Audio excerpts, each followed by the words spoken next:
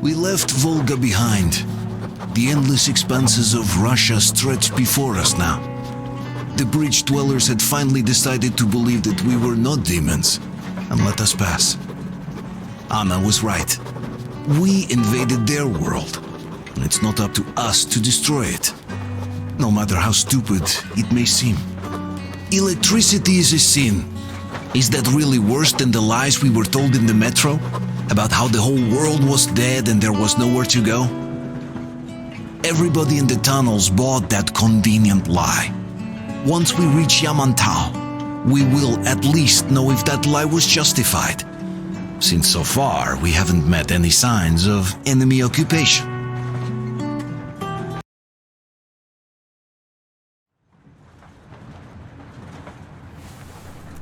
Artyom. Wake up, dear. Is he up yet? Artyom, the colonel wants you on the breach. See you later.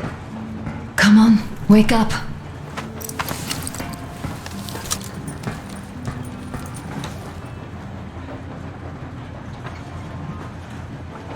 You did a great job there.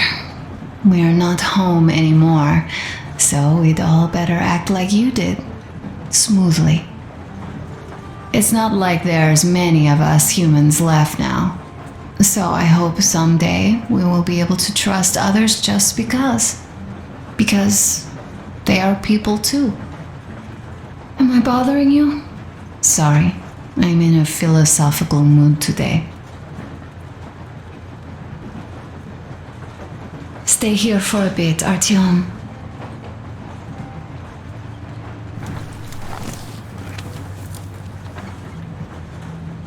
This is great.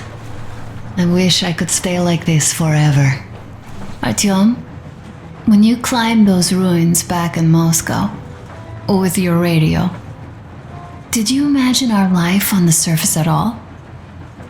A home for one, a place where we could live, a log cabin on the outskirts of a forest. Or how about a bungalow on an ocean shore? Well, you know, there's something great in simply going anywhere like this, together, through the abandoned stations, the ruins, the wasteland. Especially in our own private compartment. Thinking back, isn't this our honeymoon trip?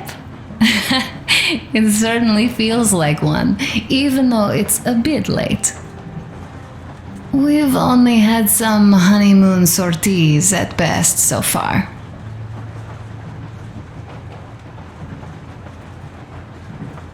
You know, I had a talk with Katya. I'm sitting here recalling that bridge and those people there, and we've been sitting underground for 20 years, and they haven't. So what? These are not the same people who used to build cities, planes, and space rockets. They are just like us in Metro, only even more dejected. They are essentially slaves. For real. They work all day and pray all night, always watched, always directed. Everything is under control. Everything is decided by the community. Well, I mean, Silantius. They don't even have any property. Even their socks belong to the community. They're just entranced with him, with his ridiculous lies about electricity. Of course, not everyone got fooled easily, but if they dare ask questions, they get penance, exorcising an electric demon with prayer and the cross. But that's a death sentence. How is a flashlight dangerous? Or a radio? But no, they shun it all. They hide and keep praying. How can you even make people believe this ridiculous garbage within just a few years? People in general start believing lies surprisingly easily, don't they? As long as those lies are convenient or at least familiar. Take us in Metro. All right, we haven't met the occupying forces yet. If we disregard that shirt I found on an antenna, Katya and Krest. Never met them either. But maybe they are still out there somewhere. And if they are, then they didn't even tell us about them back home. They didn't tell us that the war was still on. They just made us believe that there's no life anywhere outside of Metro. They've been lying to us. Lying non-stop. All this time. Were their intentions good? Perhaps. But the Metro is a castle built on lies. Damn, am I angry. And so far, no matter how far we get, we haven't met a single enemy. Isn't that strange? But Father won't have a word of it. Stay vigilant, be careful, the enemy never sleeps. You know, I love my father. A whole lot, no matter what. But what if everything he's been told is just another layer of lies? I hope we'll find out how deep this rabbit hole is once we get to Yamantau. Well, what do you know? I do feel better now after telling you. Thanks for hearing me out, Artyom. Let's just sit here a little. All right, run along. Dad wanted something.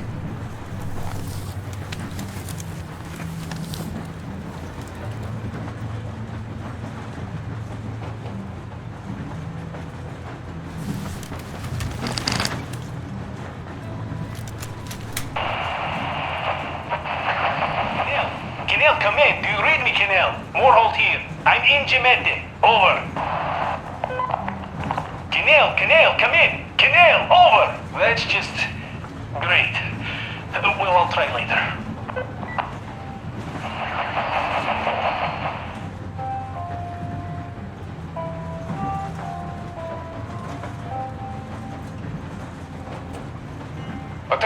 Attention! This is the Special Restoration Committee speaking from the ARC Project base. Everyone who can hear me, everyone still loyal to the cause, proceed to the rally point. Rally point location is code 1811-79. Area 18-5. I repeat, proceed to the rally point. Rally point location is code 1811-79. Area 18-5. Only by standing together shall we overcome any and all obstacles. Why are you guys kissing Menshikov's ass so much? How long has it been since he even arrived in Irkutsk? Not even 2 years. You better reconsider your position on Meshnikov. Did you forget who started trading with the convicts from Zolotoy? Huh? Well, that was Zakhar's idea, and Zakhar is the man. He crossed Baikal, alone. We'd sign him to anything he proposes at once. Well, Menshikov, I couldn't care less about. Aren't you getting too big in your head? You're so cool now that the relay gang is off your case? Don't fall off that high horse. Go to hell, Dan. Alright. I can live with listening to Menshikov if you're so fond of him. Enough of that shit already. The important part is that Irkutsk is still around, and you guys are too. You're right. That is the important part. Well, give my regards to Menshikov. Over and out. You devil. Over and out.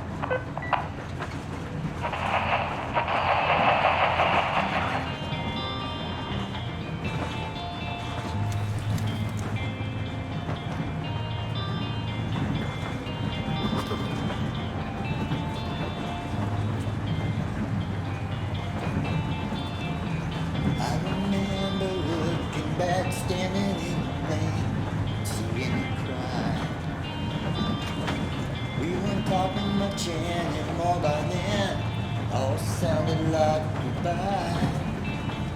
Now everywhere I go seems like everywhere we've been reminds me of you.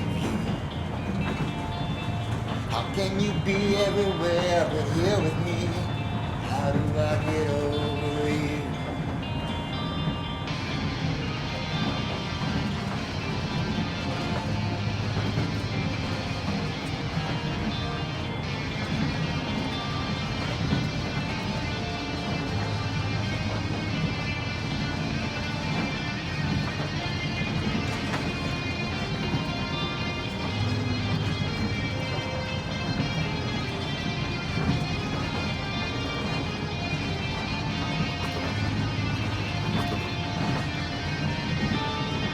If I could just go back and try it all again, it wouldn't be the same.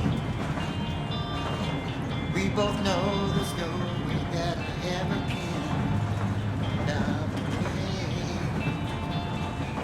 Wish I didn't know how you feel, how you sad, how it hurts to care.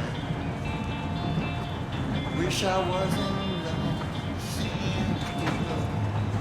There's no way.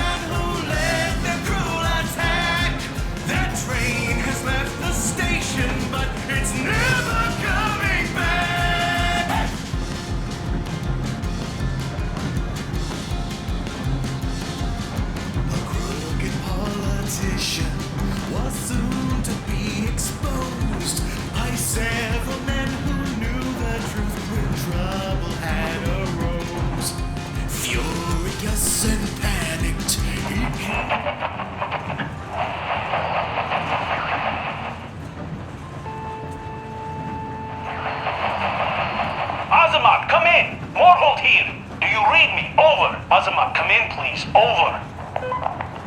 Salam, Warhold. Reading you loud and clear. What's your problem, crying all over the air like that? Over. Finally! Nobody can hear me, that's my problem. Ah, that. Yeah, that happens. I thought there was something going on. How are you doing, anyway? Over. Well, everything is fine, actually. Family life, you know. Why do you sound so bored in that case? Are you feeling adventurous? Yeah, just a bit. What's the holdup then? Come over here, old Sabertooth misses you. There's also something brewing here, so your help would be kinda welcome. So just come over. You copy? Over. Copy that. I like the idea. We'll start packing tonight, and get back to you once we're ready to move out. Is that okay? Over. Ah, that's my man. We'll be expecting you soon then. Over and out.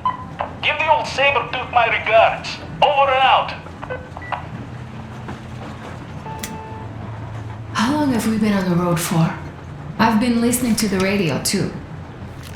And there was not a single transmission about any occupying force. There's so much regular chatter. So many stories. Dad says all those are coded transmissions, that they all have hidden meaning, but why would they be so secretive? Why aren't they using this railroad? Why don't they at least control its key junctions? Why did they not install any roadblocks? If they are even out here. This is the main transport artery, after all. Maybe they are not here at all. Maybe they never came here, or they are already gone. Though, where to? Remember? Neither Katya nor Krest have ever met them. Though we seem to be doing just fine even without them. It's like Middle Ages. That Silentius is treating people like slaves, getting them killed. I can't believe they had it worse without his lies, nonsense, and human sacrifices. And us? We had been living down there for so many years. Fighting each other, And nobody even thought you could live outside.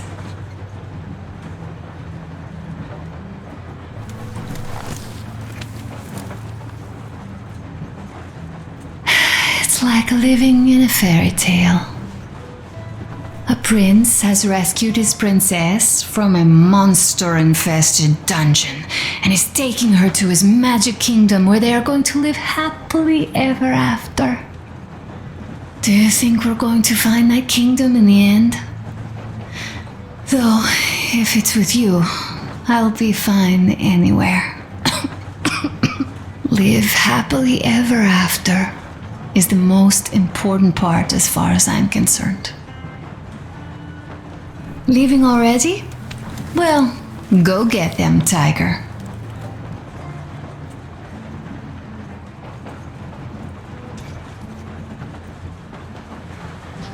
Uncle Artyom, Uncle Tokarev has already set his shop up. Wanna go look? It's so cool. Here, Uncle Artyom. Ah, hi, Artyom. See my new place? Fit for a king, I must say. What do you think of this workbench, eh? Everything is within reach, yet there's so much space left. Most of the stuff you and the guys found outside and gave to me went into making this workshop happen. So thank you. We'll have to keep pitching in like this too. Looks like we're facing a long journey, and useful things like ammo or equipment don't grow on trees. Plus, the further from Moscow we get, the harder they'll probably be to get. So don't forget to collect all the materials you find to keep us going. There's so many things to do. I haven't decided where I'm going to work on the suits, but I'll have to, and soon.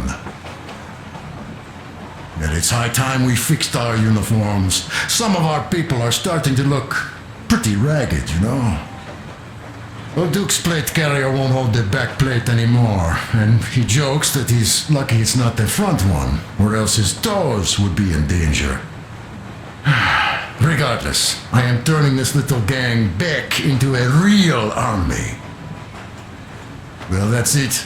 I bragged enough and won't waste any more of your time. The Colonel summoned you. Well, I have stuff to do too. You guys are fast to break gear, but none too expedient to fix it. Uncle Tokarev! Uncle Tokarev! What would you like to ask, Nastya? Uncle Tokarev, do you have a sewing machine? No, I don't. But how are you going to fix the suits then? Well, like everyone else, I take a thread and a needle, and I use a sail stitch. Wow, cool! Can you teach me? I sure can, but later. I've got work to do. Will you let me fix Sam's rifle strap?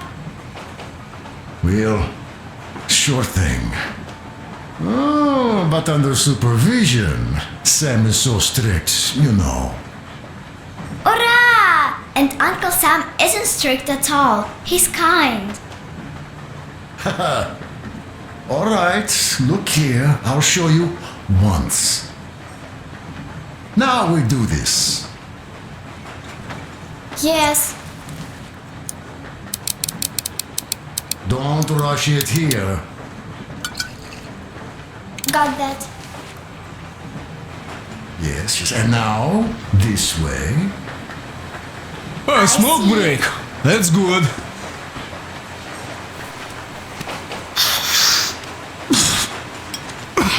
Oh, this is one mean smoke. Damn, this is rough. Well, nothing we couldn't take.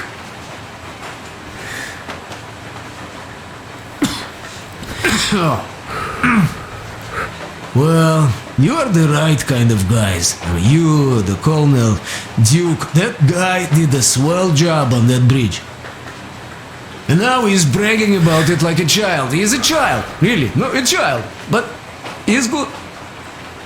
So, yeah, what did I want to say? Yes.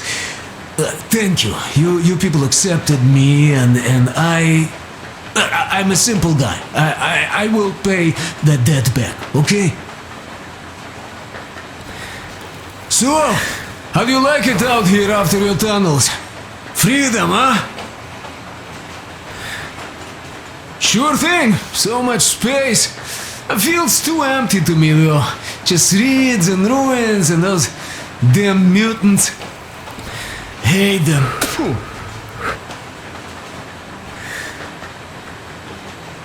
Though you guys are gonna see the government. So, bratucha, don't be mad, but just tell me, what the hell do you even need them for?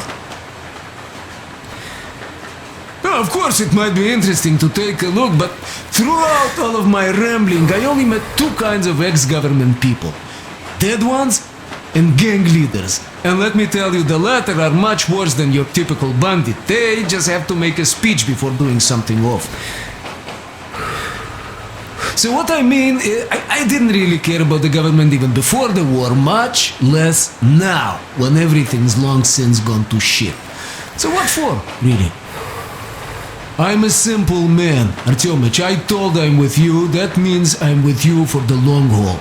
But I'd much rather find a nice place to live at than go see the government. Of course, they could give us luxury bunkers or something. Well, Artyom, you seem cold. Go get warmed up a bit, I'll smoke some more. Have stuff to think about. Or just stay. We have enough space now.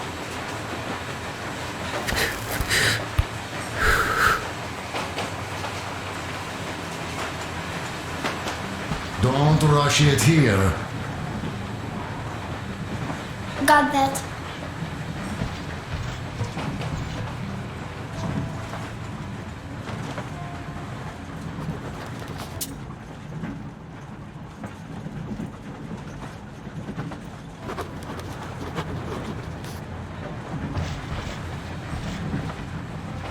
So you're back. What other plans does our leader have in store? Wait, don't tell me.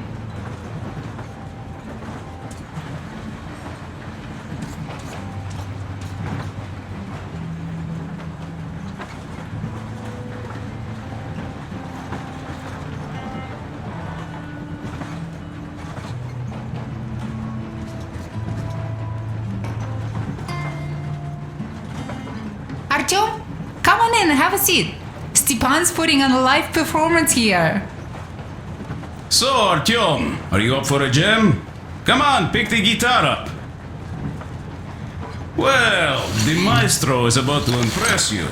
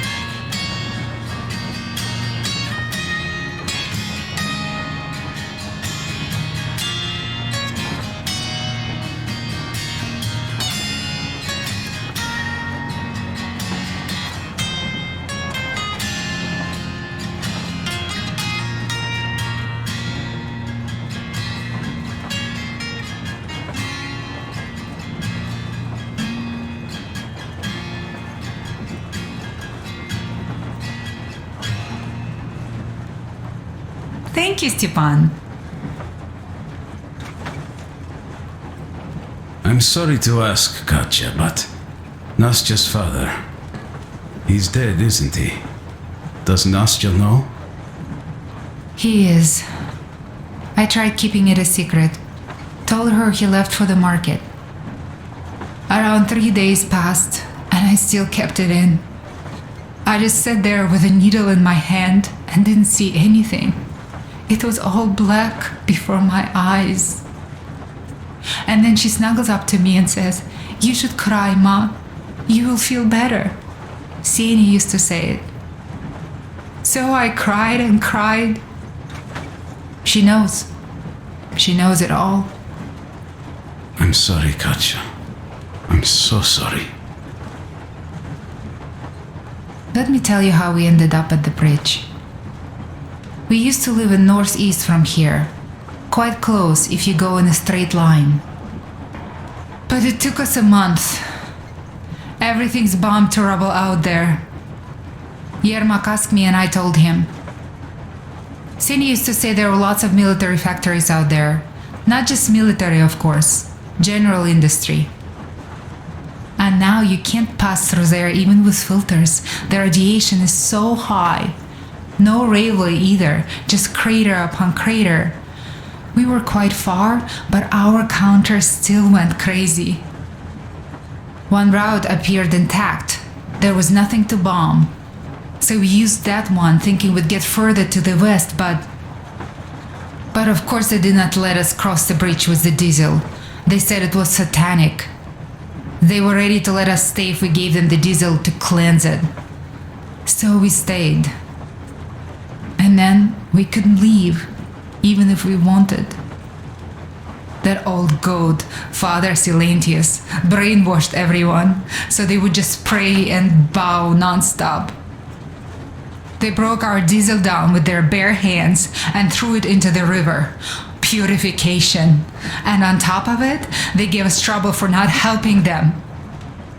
Ksenia went to check what was going on, and there were only locals there, because Silentius at the Skatina had sent our people away to test them. He said that if they wanted to be truly accepted, they had to defeat a demon. Ksenia went to stop them. But it was too late. He only found burnt rags. And then they sent him to do the same. He never came back. Katya, I'm sorry. I didn't know. Well, you really didn't. What's done is done. It kind of got so glum in here. Perhaps you, Stepan, could play us something. Sure thing!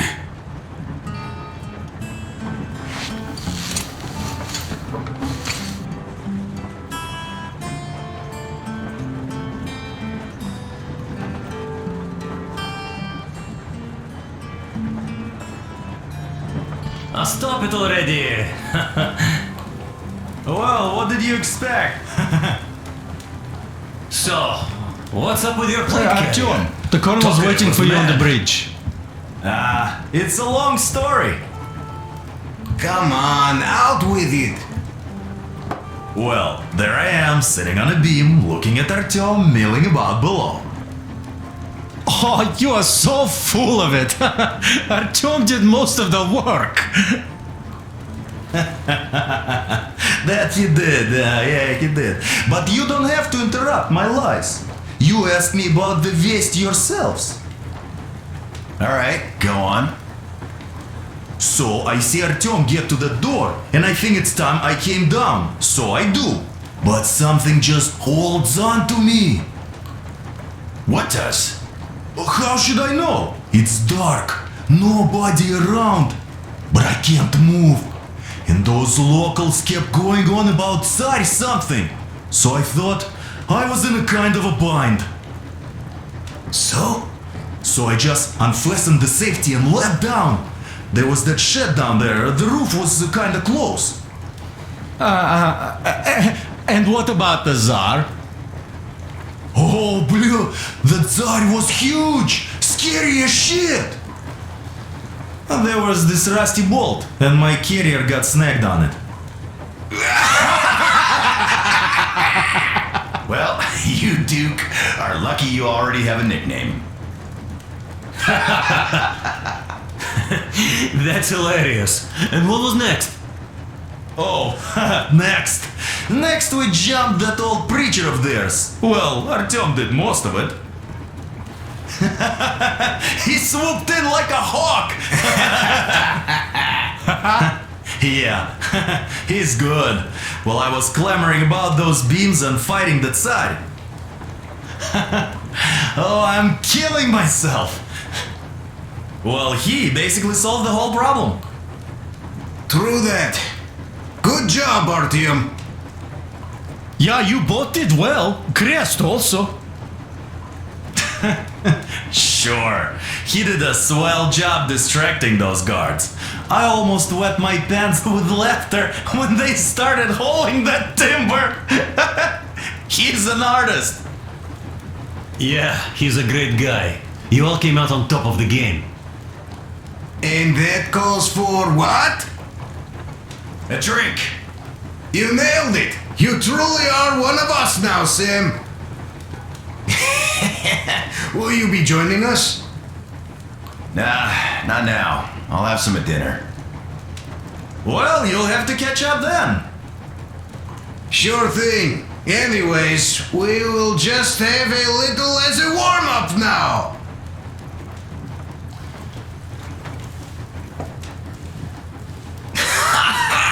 Great! That's some good stuff.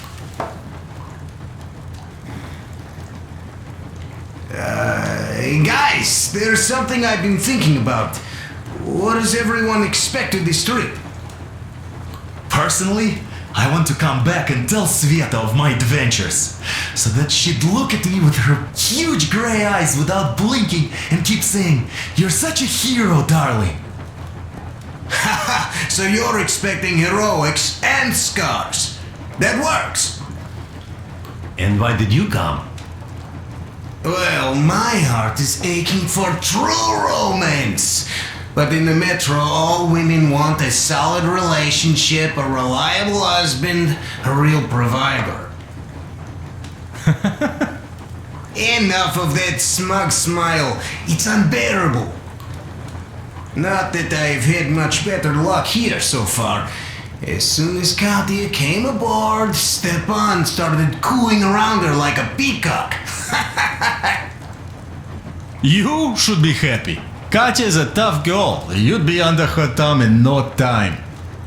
That is unlikely. I'm not the kind of man to upstage his friend in a contest for a lady. Especially when that friend promises to break my arm.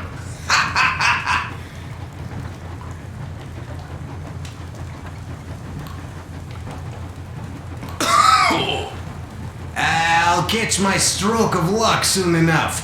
There in Yamantau, women from all over the country have already gathered, waiting for yours truly. How about you, Demir? What made you go? Well, at first I just went along with you guys, the colonel. But even then I thought, this is my chance to make my dream come true. A chance to see Kazakhstan, my people. But first, we must come back to Moscow, because it isn't fair. People must know that they've put up with enough. They are free. They can live outside now. What do you think about that, idiot? I'm with you, Demir. Yet, freedom is not so simple. There was this freedom fighter, Che Guevara. He died under 40. Comrade Mao, whose book you've been perusing on the other hand, was a strict ruler but lived a long life. Well, we should have expected that from you. Weird thing, though, is that you are called idiot. I know. It's by his own choice. Because he's so fond of Chekhov. Chekhov too, of course. But it's Dostoevsky for the most part, Sam, my friend. Sure, I read the book too. It's just that I mix them up a lot. Chekhov wrote about that son of Austerlitz, a wounded officer. Powerful imagery.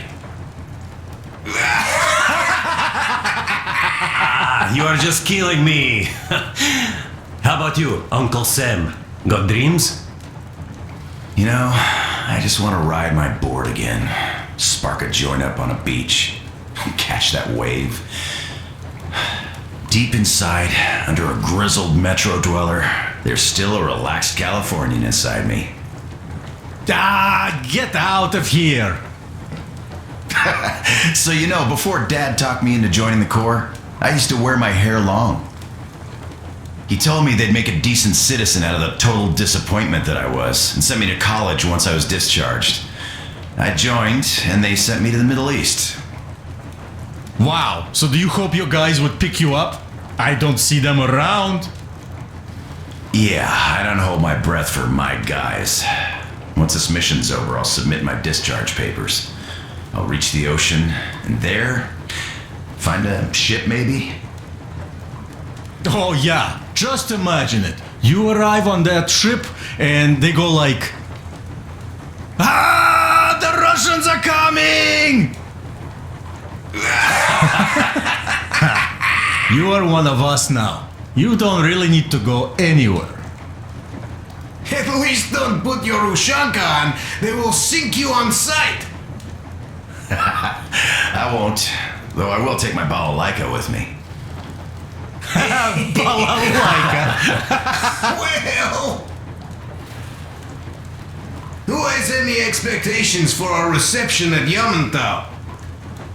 Well, your expectations, Alyosha, are quite obvious, huh? Scantily clad junior officer ladies unrolling the red carpet. Yeah, I'm a simple guy. How about you guys? Well, I hope they will answer a few questions. For example, if there is not a single American within hundreds of miles from Moscow, save for our friend Samuel here, why stay on the ground? I'd put it a bit differently. Did you, dearest High Command gentlemen, know that we in Moscow had to spend 20 years underground? Oh, by all means, you can ask those while I'm enjoying my briefing with the junior officer ladies, huh? I don't know. I'm in the mood for a road trip. Oh, we got ourselves a true traveler here. Yeah, we will have to live and see. You are right.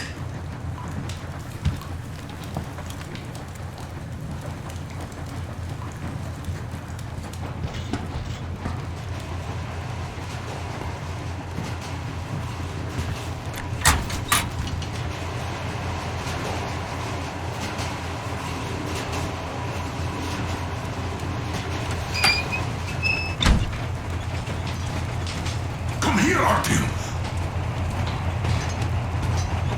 Listen. I had a talk with the Ark. All thanks to Tokarev. He got the decoder working. Ark, come in. Come in, Ark. Over. This is Ark? Identify yourself. Over. This is Colonel Sviatoslav Myelnikov speaking. I'm in command of a special operations force. We have received your signal and are currently heading your way. Do you copy? Over. Yes. Hear you loud and clear. Who am I talking to? How do I address you? Deputy Chief of Communications Department, Major Ivanov. A moment. Oh, yes, Major. I understand that a checkup is in order. Great, Colonel. Melnikov? Simply capital. I am sorry for the lack of trust, but as you know, the situation is dire and the enemy is always ready to strike. I do understand, Major, and I hope that you can tell the leadership that my people are true to their duty and will be at their full disposal as soon as we arrive. Over. Thank you for the great news. How large is your force, Colonel? I have a squad of the best operatives the Special Forces have to offer. A squad? I see. Well, this is great. Great!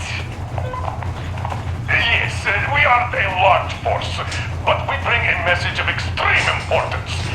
We are heading towards you from Sector K6, Alpha. Do you have any data on enemy forces we might encounter on the way? Over. Just a moment, I have to check. K6, Alpha, you say... As far as I can see, there have been no enemy encounters reported in the area, Colonel. I regret. I must end our conversation here, but know that we are waiting for your arrival. I am making my report immediately, and I am sure the Minister of Defense will be eager to see you. This is a great honor. Thank you. Just a few words more, though. What is the general situation there, Major? Please. Colonel, sir, you do understand this is classified information. But I do understand you. We are doing fine. Do not worry. Well, see you in the Ark. Over and out. I serve the people. Over and out. So, do you get this now, you doubting Thomas? I'm so excited my hands are still shaking. Oh, the minister himself! This is incredible!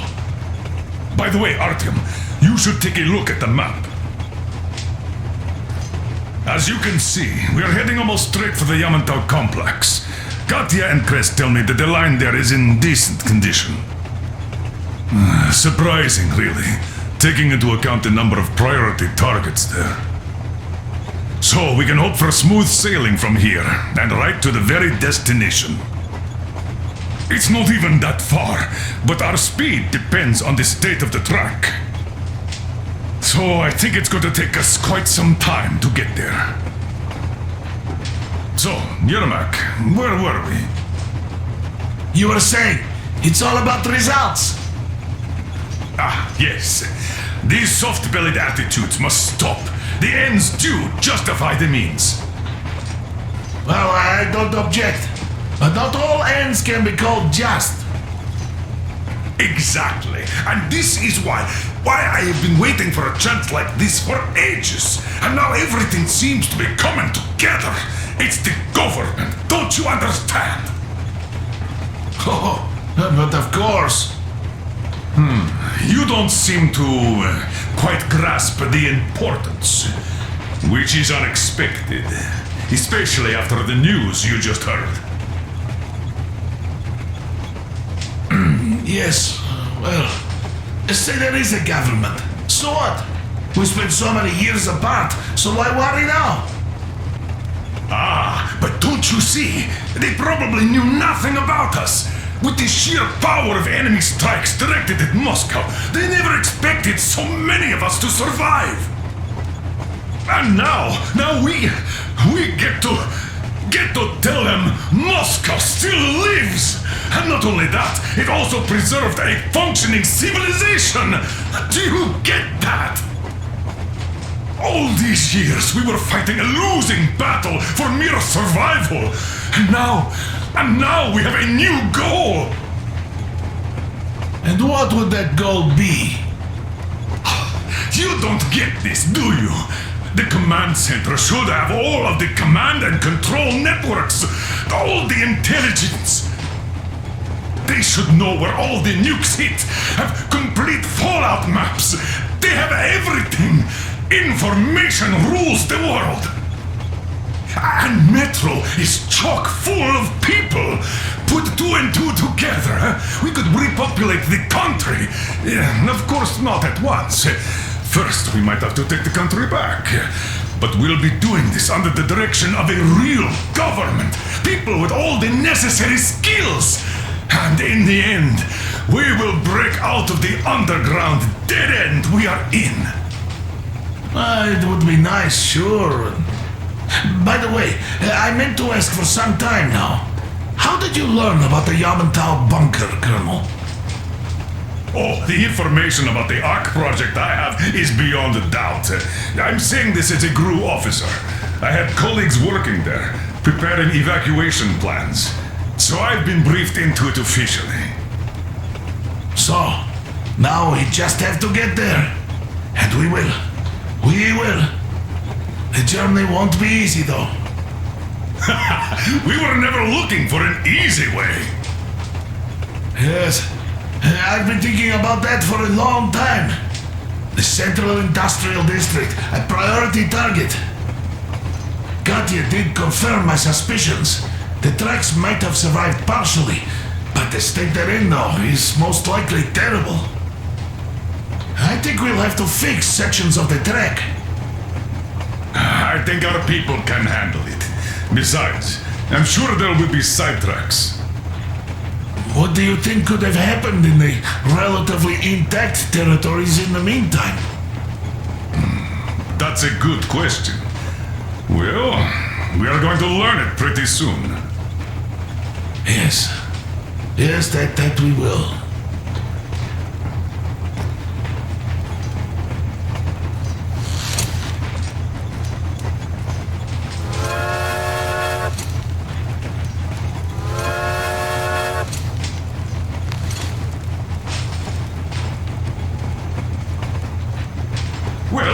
talk business for a change. Namely, the engine status. All right. Is the pump in order now? Yes, we have fixed it. How much time will it take to refill the water tank from now on? Around 3 hours if we don't have to clean the filters. Do we have any spares, just in case? We do, but not the whole set, just the rough one.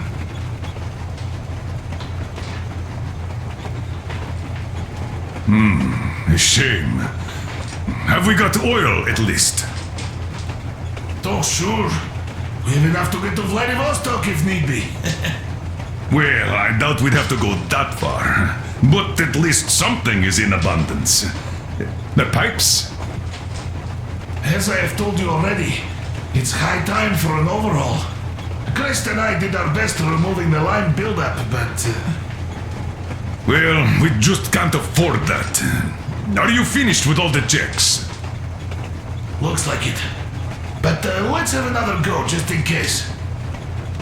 Yes, that can't hurt.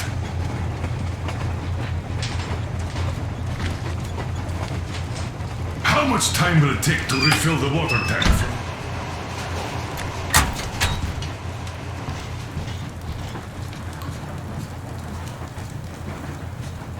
Here's one of my favorites. Well, I'll go back to stalking. So, what was it?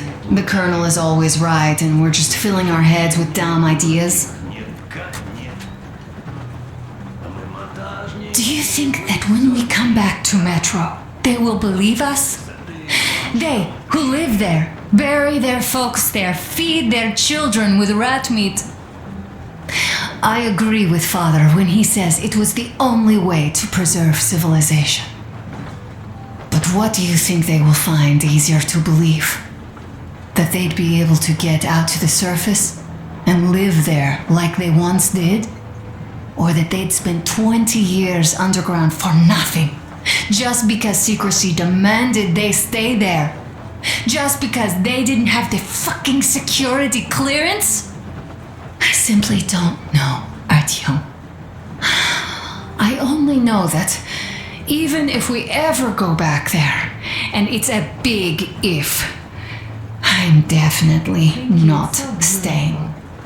My home is here, somewhere on the surface. I just don't know where yet. And thank you, Artyom.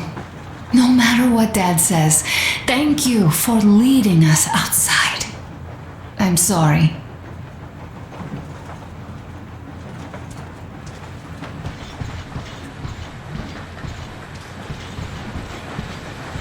Oh, Artyomich, another smoke break. Good. This, life thing. Pretty rough, huh? But you can't do anything about it. Now, you people in Moscow, you used to live underground. I guess that's why you all look kinda pale. Quite different from my place. I hail from Kadui village. It's near Cherepovets. You heard of it? Yeah, well, no wonder. Our place was the middle of nowhere before the war. There was no point spitting at us, much less wasting bombs. So, it wasn't all that bad at the start. The townsfolk were joking that it was a good thing since their credit slates were all wiped clean. But when the nuclear winter came, they weren't as merry anymore. Didn't used to be that hot even before that, but now, even the fucking thermometers froze. Though I wasn't really educated or anything, I'd always liked science, so I knew the winter would come. The moment the bombs started falling, I knew I had to move south before the snow got too thick. Fixed an old truck, hopped on, never looked back. Didn't even come close to the large cities. Moscow and such, they were the main targets, of course. The villages weren't much better off, though. There was awful shit going on. Atrocities of the kind you don't even want to recall. Yeah, at the time I was getting kinda unhinged myself. The first winter I spent alone in a lair like a bear. Took over a grocery shop's underground storage. Food kept well in that cold. And that cold lasted a few years, with frost bouts happening even in the summer. Became impossible to survive alone, so later on I would try to find company for the winters. Some were good people, others were real assholes. As the years went by, the good people became more of a rarity, you know. And some really nasty animals started appearing too. Near the areas bombed to rubble, the forest turned red. Always red. And there emerged those two-headed deer. What? They are real lookers. And they eat, well, they're even worse than they look. There's this mutant nettle that grows on dead bodies and always moves like it's alive. Well, you will know it when you see it.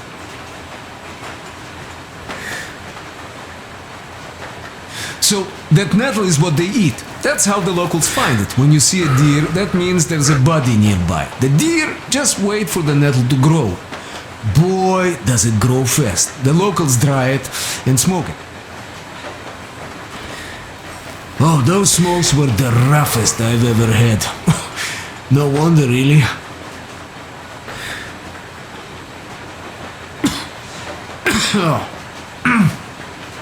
So, I basically ended up going all over the place, almost reached Astrakhan. The winters there were a bit better, but that place had problems of its own. I mean, the local bandits have been capturing people running from the cold, selling them further south. I had to run in with them too. Had to present my truck to one asshole there. Though soon I fixed this rail car and started trading stuff, earning some cash, masquerading as a bandit not to stand out too much. But let me tell you, watching the things they did was too tough. So, as soon as the sky cleared and winter receded, I decided to move east, since there's a lot of space there, not as many people. And on my way there, I got stopped by Silantius and his cult, and that's how it goes, bratucha. That's my story. Life sure is interesting.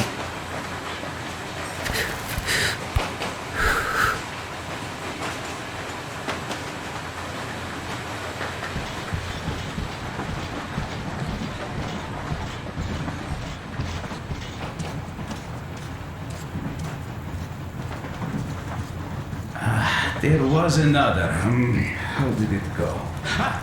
Here goes.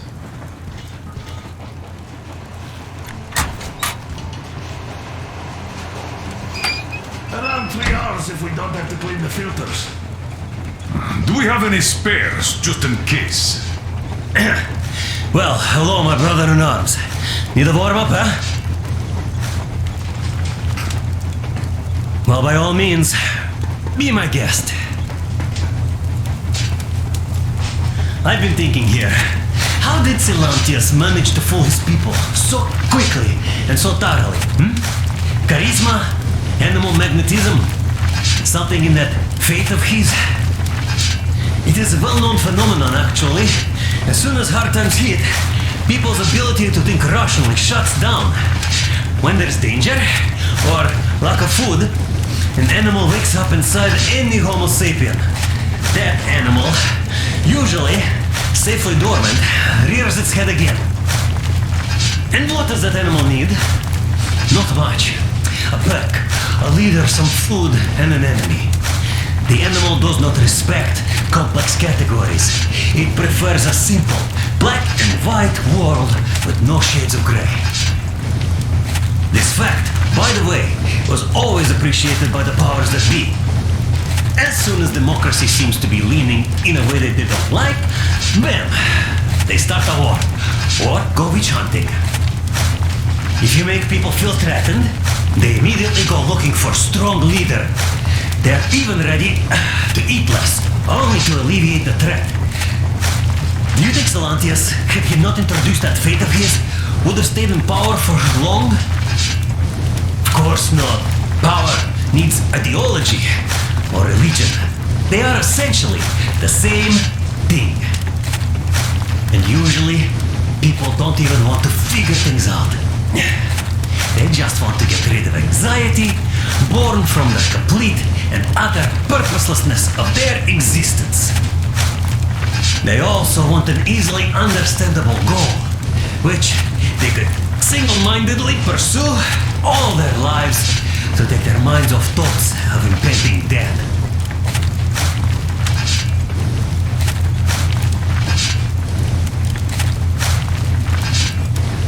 People are simple creatures. Are you familiar with the philosophical concept of Wu Wei? It's effortless action from Taoism. We do well to adopt it. Of course, it doesn't mean we shouldn't make any effort at all. Giving people a hand, doing a good deed is never bad. But changing the world order in accordance to our subjective morality? Are we gods or what?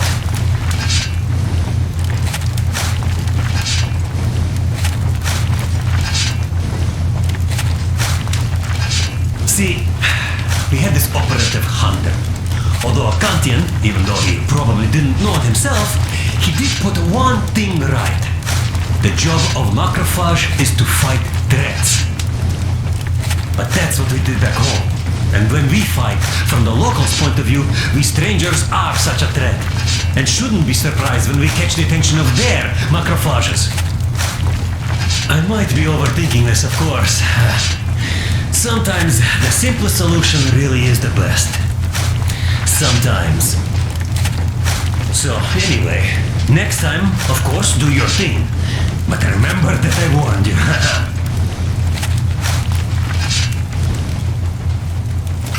Tired already? Try doing it for a day. Alright, give me the shovel and watch it fly.